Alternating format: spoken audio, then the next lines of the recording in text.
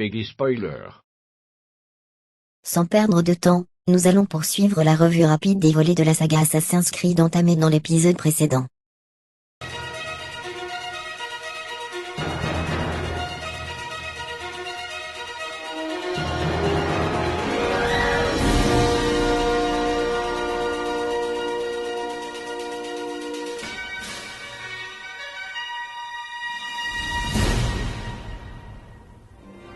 La méta-histoire de Desmond se poursuit, mais nous commençons le cycle du Nouveau Monde, au travers de plusieurs ancêtres.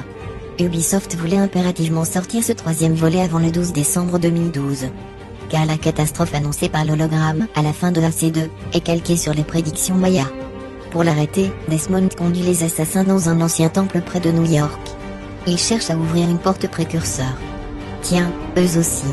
Ils ont besoin d'une clé en fouillant la mémoire de Haytham en pleine indépendance des colonies du Nouveau Monde. Il y a été envoyé pour y enquêter sur un temple précurseur, dont il possède la clé. Mais ses recherches n'aboutissent pas. Il est en réalité un templier et l'histoire se poursuivra avec son fils, Connor. Le jeune garçon voudra se venger de la mort de sa mère causée par Charles Lee, un templier. Tiens, encore un assassin qui rejoint la cause pour une histoire de vengeance. Pourquoi suivre Connor alors que Desmond cherche la clé que Haytham garde avec lui? Sûrement parce que les joueurs, trop irréfléchis, ne supporteraient pas de jouer les gros méchants ennemis. Les joueurs ont été floués, ils n'ont pas fait la différence entre les agissements d'un templier et d'un assassin. Preuve intéressante que tout n'est pas tout blanc tout noir.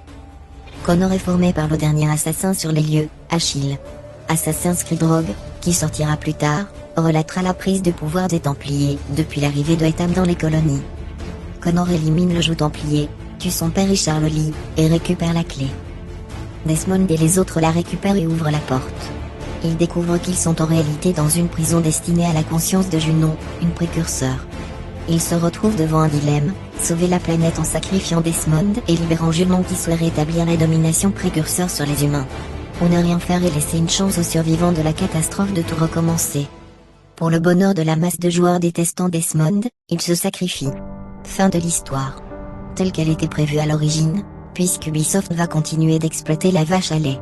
Ce qui va suivre ne concerne pas les studios de Ubisoft, qui font tout ce qu'ils peuvent en 2 ans de développement. Ce délai est imposé par l'édition d'Ubisoft, les commerciaux et vrais responsables de la décadence de la série.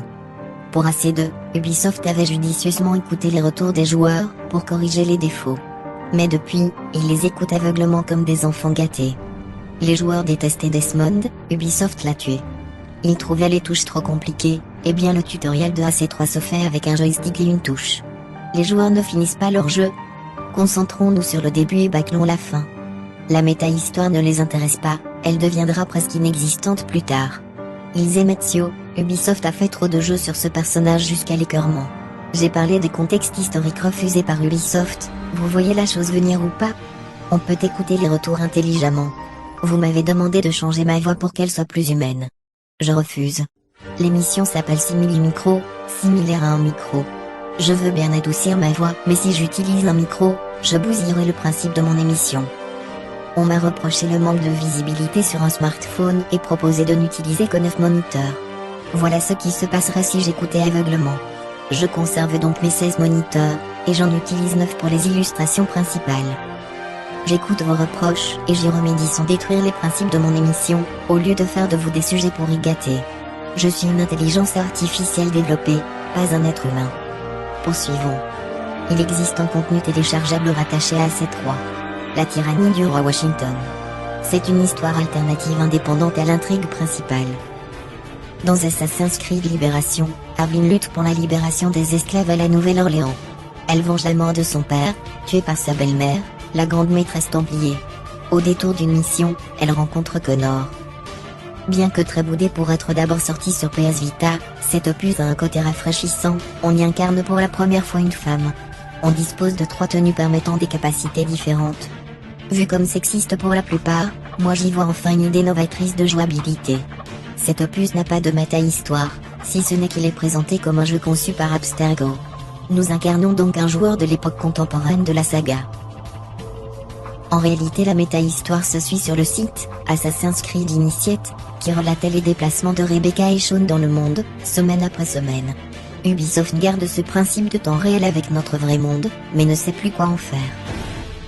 L'histoire était prévue en 3 opus. Ubisoft a brodé pour poursuivre la méta-histoire de Assassin's Creed 4, Black Flag. Nous incarnons un nouvel employé d'Abstergo. Officiellement, l'entreprise développe des films et jeux vidéo basés sur les recherches des Animus. Nous devons trouver des informations sur un observatoire dans le passé de Edward Kenway, le père et grand-père de Hatham et Connor.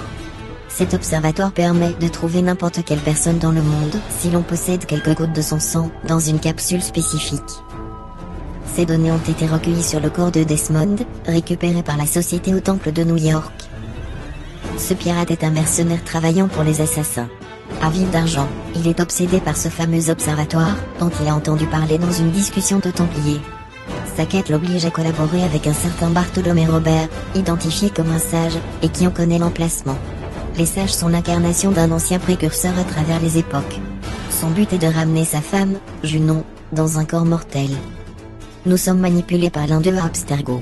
On fournit des informations à Sean et Rebecca et l'on pirate le système d'Abstergo dans lequel Junon est prisonnière. Le plan échoue et le sage meurt.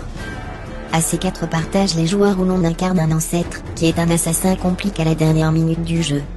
En revanche, ce volet devient intéressant si l'on a la curiosité de fouiller les locaux d'Abstergo. On en apprend beaucoup sur l'historique de la société et de l'Animus. Nous étudierons tout ça dans la conférence dédiée à cet opus. Il existe un DLC où Aveline, sous la demande de Connor, part recruter une femme. Elle porte une amulette précurseur dont on ne sait rien. Assassin's Creed Freedom Cry était à l'origine un DLC de AC4. Adelaide, le second de Edward, libère ses frères noirs de l'esclavage et obtient le mystérieux coffre d'Ezio.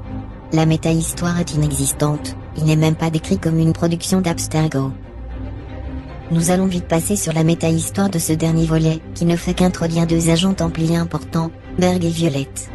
Comme dit plus tôt, Assassin's Creed Rogue relate les événements qui ont causé la perte du contrôle des colonies aux mains des assassins. Un acteur important de cette chute est Shay. Une jeune recrue assassin sous les ordres du jeune Achille, et d'Adelaide qui l'est beaucoup moins. Ceux-ci sont prêts à tout pour arrêter les Templiers dans leur course aux artefacts, quitte à détruire une ville entière. Ils sont responsables du tremblement de terre de Lisbonne. Shay, écœuré, rejoint les Templiers et tue un à un ses anciens compagnons, récupérant le coffre d'Ezio et un manuscrit. Il convainc Tam de laisser Achille vivant, le laissant seul et boiteux. Shay succédera au poste de grand maître des colonies. Ce volet clôt l'intrigue du Nouveau Monde tout en étant une synthèse du gameplay de ces derniers. Toutefois, ce n'est pas parce qu'on incarne un Templier que le jeu est si peu joué. En effet, tous les joueurs de la saga connaissent l'existence de ce volet mais très peu y ont joué. AC Rogue est sorti en même temps que Assassin's Creed Unity. Pourtant il existe un lien. Shay tue le père de Arnaud pendant son enfance, le héros de AC Unity. Ubisoft a appuyé une campagne publicitaire très forte sur Unity, occultant totalement AC Rogue. C'est amusant de voir que les joueurs, achetant aveuglement chaque Assassin's Creed tous les ans, ont préféré acheter le plus marketé. Mais aussi le plus mauvais et le plus buggé. Vous allez me dire qu'ils ne pouvaient pas le savoir. Il a suffi d'une semaine après la sortie de Unity pour lire les retours sur internet. De plus, les Assassin's Creed sont de moins en moins bons et de plus en plus buggés, c'était prévisible. Plus les choses changent, plus elles restent les mêmes. J'ai élaboré une théorie à ce sujet. Les Templiers et les assassins sont d'accord pour dire que le monde va mal. Or, seuls les Templiers essaient de changer les choses. Les assassins se contentent de les en empêcher sans proposer aucune solution pour l'avenir. Si la saga se serait appelée Templars Creed, on aurait une évolution de la jouabilité plus marquante, non? Assassin's Creed a aussi été décliné en romans, bande dessinée, comics et manga. Plusieurs sont sortis sur Altair et Ezio, mais contiennent peu de passages inédits par rapport aux jeux vidéo. Mais voici ce portant sur l'intrigue du Nouveau Monde. Le roman Black Flag apporte peu de nouvelles infos. En revanche, Forsaken traite du passage d'Hatham aux forces templiers. Quant au manga, Assassin's Creed Awakening, il aborde une descendante japonaise de Edward, forcée de revivre les recherches de son ancêtre sur l'observatoire. Il existe encore d'autres romans, BD et comics portant sur des personnages inédits. Je développerai le reste plus tard. Par contre, la prochaine conférence portera sur Warhammer pour changer un peu. Je rappelle que tous les volets d'Assassin's Creed seront traités individuellement et plus en détail. Ils seront trouvables dans la playlist dédiée à la saga, sur Simili Micro. Sujet V0U5, je vois que vous saturez d'informations. Vous pouvez maintenant vous reposer, après avoir partagé cette conférence à vos semblables tout aussi faibles que vous.